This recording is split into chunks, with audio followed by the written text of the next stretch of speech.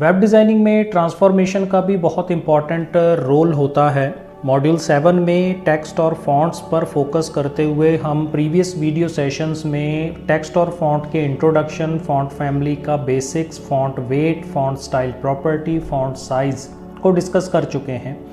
आज के इस वीडियो सेशन में हम एडवांस्ड टाइपोग्राफी में ट्रांसफॉर्मेशन के बारे में डिस्कशन करेंगे। हेलो, मेरा नाम है कमल और बाउंसिंग नॉलेज के इस CSS3 वीडियो ट्यूटोरियल सीरीज़ में आपका एक बार फिर से स्वागत है। आगे बढ़ने से पहले हम रीकैप करेंगे अपने प्रीवियस वीडियो सेशन का, जिसमें हमने टेक्स्ट अलाइन यानी कि नीट फीचर के बारे में डिस्कशन किया, वर्ड स्पेसिंग और लेटर स्पेसिंग का प्रैक्टिकल एग्जाम्पल देखा कि हम अपने वेब पेज पर इसको किस तरह से यूज़ कर सकते हैं और उसका इम्प्लीमेंटेशन कैसे किया जा सकता है। आई होप कि आपको ये सभी कंसेप्ट अच्छी तरह से क्लियर हो गए होंगे। आगे बढ़ने से पहले हम आप सबसे रिक्वेस्ट करना चाहेंगे कि अगर आप इस चैनल पर नए हैं तो प्लीज़ इस चैनल को सब्सक्राइब कर लीजिए और साथ में लगे हुए बेल आइकन को भी प्रेस कर दीजिए, ताकि वीडियोस जो हम अपलोड करते हैं उसका नोटिफिकेशन आपको समय पर मिलता रहे। तो आज का टॉपिक है हमारा टेक्स्ट का ट्रांसफॉर्मेशन। तो जैसे कि नाम से हमें पता चल जाता है, टेक्स्ट का ट्रांसफॉर्मेशन का मतलब क्या है कि जो अल्फ़ाबेट्स हम यूज़ करते हैं इंग्लिश में, उनको ट्रांसफॉर्म करना। इसका सीधा सरल अर्थ आप ये कह सकते हैं कि आप इन फॉर्मेट्स में किसी भी टेक्स्ट को ट्रांसफॉर्म कर सकते हैं। अपर केस में कन्वर्ट किया जा सकता है, लोअर केस में कन्वर्ट किया जा सकता है, या फिर आप उसे कैपिटलाइज कर सकते हैं। इसका जो सिंटैक्स है उसमें हम जैसे P एलिमेंट पे इसको यूज़ कर रहे हैं। जो CSS की प्रॉपर्टी है वो है टेक्स्ट का ट्रांसफॉर्म, और उसमें हम वैल्यूज़ क्या दे सकते हैं, पॉसिबल वैल्यूज़। उसमें हम अपर केस जैसे हमने एग्जांपल के रूप में रखा है। तो अगर आपने किसी टेक्स्ट को स्मॉल लेटर्स में लिखा है, तो अगर हम इस स्टाइल को अपने उस पर्टिकुलर टेक्स्ट पर अप्लाई करते हैं तो वो सारे टेक्स्ट ट्रांसफॉर्म होके कैपिटल लेटर्स में कन्वर्ट हो जाएंगे। तो चलिए इसको हम एक एग्जांपल से समझते हैं। यहाँ पे हमने तीनों फॉर्मेट्स यूज़ किए हैं जो अभी हमने डिस्कस किए हैं, अपर केस, लोअर केस और कैपिटलाइज। तो इसको हम किस तरह से यूज़ कर सकते हैं, उसका आउटपुट हमें कैसा मिलेगा, ये हम आपको यहाँ पर प्रैक्टिकली दिखा देते हैं। तो यहाँ पे हम टाइटल में फॉन्ट्स यूज़ कर रहे हैं और सिंपली मैंने यहाँ पे पैराग्राफ में इन लाइन स्टाइल को यूज़ किया और इसमें हम टेक्स्ट का ट्रांसफॉर्मेशन रख लेते हैं, टेक्स्ट ट्रांसफॉर्म। और इसमें हमने सबसे पहले लिया अपर केस। सबसे पहले हमने अपर केस को अप्लाई कर लिया और फिर उसके बाद हम यहाँ पे दे देते हैं बाउंसिंग नॉलेज। ये हमने इसके अंदर टेक्स्ट दिया। फिर उसके बाद इसी चीज़ को हम कॉपी कर लेते हैं, क्योंकि इसी को हम यूज़ करेंगे और 3 अलग अलग केसेस हम यहाँ पर यूज़ करेंगे। यहाँ पे सेकंड नंबर पे हम क्या करते हैं, लोअर केस ले लेते हैं। अपर केस की जगह हम सिंपली चेंज कर देंगे लोअर केस, बाकी सब कुछ सेम रहेगा। और तीसरे नंबर पे हम यहाँ पर दे देते हैं कैपिटलाइज। अपर केस की जगह कैपिटलाइज हमने यहाँ पे वैल्यू दे दी और हमारे पास आउटपुट क्या आता है, इसको सेव करते हैं। 26 नंबर फाइल पे हम काम कर रहे हैं और यहाँ से हम इस अपनी फ़ाइल को ओपन करेंगे। 26 पे डबल क्लिक किया मैंने और यहाँ पर आप देख सकते हैं कि आउटपुट देखिए, ये सबसे पहले बाउंसिंग नॉलेज जो है वो कैपिटल लेटर्स में आ गया और यहाँ पर बाउंसिंग नॉलेज में सारे अल्फ़ाबेट स्मॉल लेटर्स में हैं और कैपिटलाइज के अंदर दोनों वर्ड्स के जो फर्स्ट कैरेक्टर्स हैं, फर्स्ट वैल्यूज़ जो हैं वो कैपिटल्स हैं। अब इसको अगर हम चेंज कर देते हैं, यहाँ पे मान लीजिए कि मैं इसमें, क्योंकि यहाँ पर वैल्यू जो है वो एक जैसी है, तो इसको हम चेंज करके देखते हैं। तो मैंने यहाँ पे कैपिटल में लिख दिया बाउंसिंग नॉलेज। अब इसको सेव करते हैं और सेव करने के बाद हम दोबारा से इसको रिफ़्रेश करते हैं। तो यहाँ पे देखिए हमारे पास ये बाउंसिंग नॉलेज की वैल्यू आ रही है। तो कैपिटलाइज इसमें शायद वर्क नहीं कर रहा है।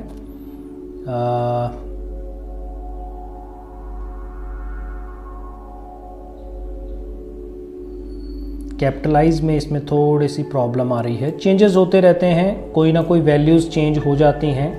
तो बेसिकली अगर ये ट्रांसफॉर्म वर्क नहीं कर रहा है तो हो सकता है, जैसे कि हमने स्टार्टिंग में भी डिस्कस किया था, कि आपको अलग अलग ब्राउज़र्स पे अपने वेब पेज को रन करके देखना है, तो उसके अकॉर्डिंग आपको रिज़ल्ट्स मिलेंगे।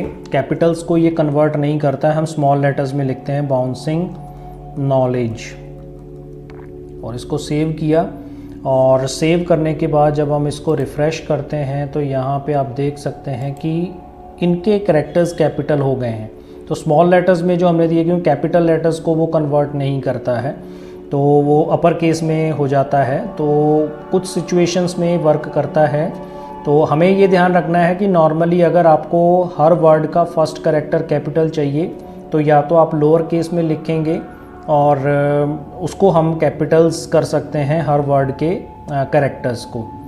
ऐसे ही अगर हम आगे बात करें तो इसमें एग्जांपल 2 में हम इसका एक और एग्जांपल देखते हैं, जिसमें हम टेक्स्ट की ट्रांसफॉर्मेशन यूज़ करेंगे और उसमें अलग अलग तरह के स्टाइल्स भी इम्प्लीमेंट करेंगे, और उसके अकॉर्डिंग हमें जो रिज़ल्ट मिलेगा इस तरीके से हम उसको यूज़ कर सकते हैं। तो एक और एग्जांपल से हम इसको बेटर तरीके से समझते हैं, जिसमें हम स्टाइल का यूज़ भी करेंगे। तो यहाँ पे हेड के बाद, टाइटल के बाद हम यहाँ पे स्टाइल का यूज़ करते हैं, और इस स्टाइल के अंदर सबसे पहले तो हम H2 एलिमेंट के अंदर सबसे पहले हम फ़ॉन्ट का साइज़ यूज़ कर रहे हैं, फ़ॉन्ट साइज़ प्रॉपर्टी यूज़ की, और इसको हमने दे दिया 1.7 EM। ये हमारा पहला स्टाइल क्रिएट हो गया। फिर उसके बाद इसमें ही हम नॉर्मली टेक्स्ट का ट्रांसफॉर्मेशन भी रख रहे हैं। तो यहाँ पे हमने क्या दिया, टेक्स्ट का ट्रांसफॉर्म हमने दिया, और इसमें हमने दिया अपर केस। हम यहाँ पे अपर केस अप्लाई कर रहे हैं। ये हमारा पहला स्टाइल जो है वो क्रिएट हो गया। फिर उसके बाद हमने क्या किया, पैराग्राफ में हम यहाँ पे फर्स्ट लाइन को यूज़ कर रहे हैं, फर्स्ट लाइन को हमने यूज़ किया, और इसके अंदर हम नॉर्मली क्या यूज़ कर रहे हैं, टेक्स्ट। पैराग्राफ एलिमेंट की फर्स्ट लाइन के लिए हम टेक्स्ट का ट्रांसफॉर्मेशन जो है वो हम इसमें टेक्स्ट ट्रांसफॉर्म वो हम इसमें रखेंगे कैपिटलाइज हमने इसमें रख दिया। और फिर उसके बाद नेक्स्ट जो हम इसमें एक क्लास बना रहे हैं इंट्रो के नाम से, और इस क्लास में हमने सिंपली लेटर स्पेसिंग जो है वो हमने इसमें रखी है 0.25 EM। फिर उसके बाद हम बॉर्डर रख रहे हैं बॉटम, और इसमें हमने 1 पिक्सल की थिकनेस रखी है, सॉलिड उसको स्टाइल दिया है, और कलर हम इसमें सपोज़ रख लेते हैं रेड। फिर उसके बाद नेक्स्ट हम इसमें दे रहे हैं पैडिंग बॉटम हमने इसमें स्पेसिफाई कर दी 1 EM की, और लास्ट हम इसमें दे रहे हैं पैडिंग टॉप हमने इसमें स्पेसिफाई कर दिया 1 EM। तो ये वैल्यूज़ हमने इसके अंदर स्पेसिफाई की हैं। लेटर स्पेसिंग है, ट्रांसफॉर्मेशन भी हम इसमें रखेंगे। तो यहाँ पे हम टेक्स्ट का ट्रांसफॉर्म भी रख लेते हैं, टेक्स्ट ट्रांसफॉर्म, और इसको हम अपर केस लेते हैं। यहाँ पे मैंने अपर केस स्पेसिफाई कर दिया, और बॉर्डर बॉटम हम दे चुके हैं, बॉर्डर टॉप भी हमें इसमें स्पेसिफाई करना है।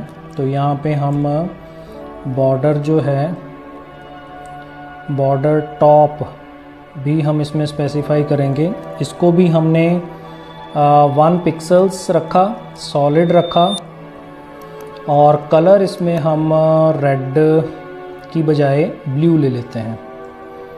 कलर चेंज करते हैं तो हमें डिफरेंसेस समझ में आएंगे कि कहाँ पे क्या डिफरेंसेस इसमें हैं। तो ये हमारा स्टाइल क्रिएट हो गया। अब यहाँ पे हमने सिंपली क्या करना है, जो हमने स्टाइलिंग अप्लाई की है उसको हम यहाँ पे इम्प्लीमेंट करेंगे। तो यहाँ पे सबसे पहले तो हमें H2 देना है। तो H2 में हमने सिंपली दे दिया इसमें बाउंसिंग नॉलेज, स्मॉल लेटर्स में लिखते हैं सारा कुछ, बाउंसिंग नॉलेज। और फिर उसके बाद पैराग्राफ हमने शुरू किया और पैराग्राफ में हमने सिंपली दिया बूस्ट योर स्किल्स। ये हमारे पैराग्राफ की फर्स्ट लाइन है, इसमें हमने BR अप्लाई कर दिया जिससे लाइन चेंज हो जाएगी। और यहाँ पे हम दे रहे हैं a made simple video tutorial series,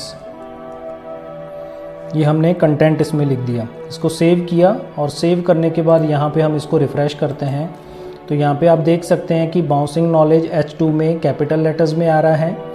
फिर उसके बाद पैराग्राफ की फर्स्ट लाइन पे जो स्टाइल अप्लाई हुआ है वो इसमें नॉर्मली हमने क्या स्पेसिफाई किया है, कैपिटलाइज हमने स्पेसिफाई किया था, तो कैपिटलाइज आ रहा है और बाकी कंटेंट उसी तरीके से डिस्प्ले हो रहा है। तो इंट्रो, अब यहाँ पे हमें क्या करना है, इंट्रो क्लास को इम्प्लीमेंट करना है। तो जहाँ पर भी हम इस क्लास को इम्प्लीमेंट करेंगे उस पर ये चीज़ जो है वो अप्लाई हो जाएगी। फर्स्ट लाइन जैसे हमने इंट्रो इसमें स्पेसिफाई किया, फर्स्ट लाइन का ट्रांसफॉर्मेशन इस पर अप्लाई हो गया। उसके बाद नेक्स्ट अगर आप इसमें कोई कंटेंट लिखते हैं, यहाँ पे सपोज़ मैं इसके बाद एक और पैराग्राफ ले लेता हूँ और उस पर हमने क्लास जो है वो इंट्रो अप्लाई कर दी और इस पर हम सिंपली वेब डिज़ाइनिंग सीरीज़ ले लेते हैं, वेब डिज़ाइनिंग सीरीज़ इन हिंदी, इसको सेव किया। अब यहाँ पे हमने क्या दिया हुआ है, इसमें हमने टेक्स्ट की ट्रांसफॉर्मेशन अपर केस रखी हुई है, इसमें बॉर्डर भी अप्लाई किया हुआ है। इसको सेव किया और सेव करने के बाद जैसे ही हम इसमें रिफ़्रेश करते हैं तो यहाँ पे आप देख सकते हैं ये टॉप बॉर्डर जो है वो ब्लू लाइन में आ रहा है, यहाँ पे रेड लाइन में डिस्प्ले हो रहा है और ये सारा कैपिटल लेटर्स में हो गया और इसमें लेटर स्पेसिंग का अप्लाई हुआ है। और जो भी हमने इसमें पैडिंग रखी है, जो हमने इसमें लेटर स्पेसिंग रखी है, जो स्टाइल हमने यहाँ पे अप्लाई किया है वो स्टाइल इस क्लास के ऊपर अप्लाई हो गया। तो इस तरह से हम यहाँ पे देखिएगा दिखने में कितना अच्छा लग रहा है और अलग अलग स्टाइलिंग इसके ऊपर हम अप्लाई कर सकते हैं और अपनी वेबसाइट को एक डिफरेंट लुक दे सकते हैं इन स्टाइल शीट्स का यूज़ करते हुए। तो आई होप कि आपको ये एग्जाम्पल समझ में आ गया होगा। तो अभी तक हमने जो ट्रांसफॉर्मेशन से रिगार्डिंग जो डिस्कशन किया है उसकी समरी डिस्कस करते हैं। तो अलाइन प्रॉपर्टी के बारे में हमने बात की, जो 4 तरह की होती है। राइट अलाइनमेंट कर सकते हैं, लेफ़्ट, सेंटर और जस्टिफाई कर सकते हैं। तो हम अगर सेंटर या जस्टिफाई अलाइनमेंट सेट करते हैं तो उससे क्या होता है कि आप रीडेबिलिटी अपने टेक्स्ट की यूज़र्स के लिए डिक्रीज़ करते हैं, क्योंकि उसमें जगह जो है वो उस तरीके की हो जाती है, उनकी जो रीड करने की एबिलिटी है। तो हमें ये डिसाइड करना होगा कि हम किस तरह की अलाइनमेंट उस पर अप्लाई करें टेक्स्ट पे, ताकि यूज़र्स उस डेटा को ज़्यादा बेटर तरीके से रीड कर सकें। ऐसे ही वर्ड स्पेसिंग जो है वो नॉर्मली हम हेडलाइंस पे यूज़ करते हैं, ये हमने डिस्कस किया। और बॉडी टेक्स्ट पे भी हम इसको अप्लाई करते हैं, लेकिन उससे क्या होता है, रीडेबिलिटी डिक्रीज़ हो जाती है, क्योंकि उसमें क्या होता है आपके वेब पेज की जगह जो है वो पूरे सही तरीके से यूज़ नहीं हो पाती। लेटर स्पेसिंग की वजह से आप कम जगह पे ज़्यादा टेक्स्ट नहीं लिख सकते, तो उससे क्या होता है कि आपका एरिया कम हो जाता है। इसी तरीके से लेटर स्पेसिंग अगर हम यूज़ करते हैं तो उसके लिए भी यही 2 चीज़ें आपको ध्यान में रखनी होती हैं। और फिर उसके बाद जब हम इन इफ़ेक्ट्स को यूज़ करते हैं तो आपके दिमाग में ये बात रहनी चाहिए कि आपके रीडर्स के लिए वो टेक्स्ट जो है वो इजी होना चाहिए पढ़ने में और उनको समझ में आना चाहिए। तो आपकी इस फॉर्मेटिंग का फ़ायदा होने वाला है और दिखने में अच्छा लगेगा और यूज़र्स जो है उस कंटेंट को यूज़ कर पाएंगे और उसको बेटर तरीके से समझ पाएंगे। तो आई होप कि आपको आज का कंसेप्ट क्लियर हो गया होगा। तो नेक्स्ट वीडियो सेशन में हम टेक्स्ट की शेडो के इफ़ेक्ट के साथ लास्ट वीडियो सेशन डिस्कस करेंगे इस चैप्टर का। तो हमारे साथ बने रहिएगा, तब तक के लिए अपना ख्याल रखिए। Thanks for watching, keep on learning with us, stay tuned for upcoming videos and always stay blessed.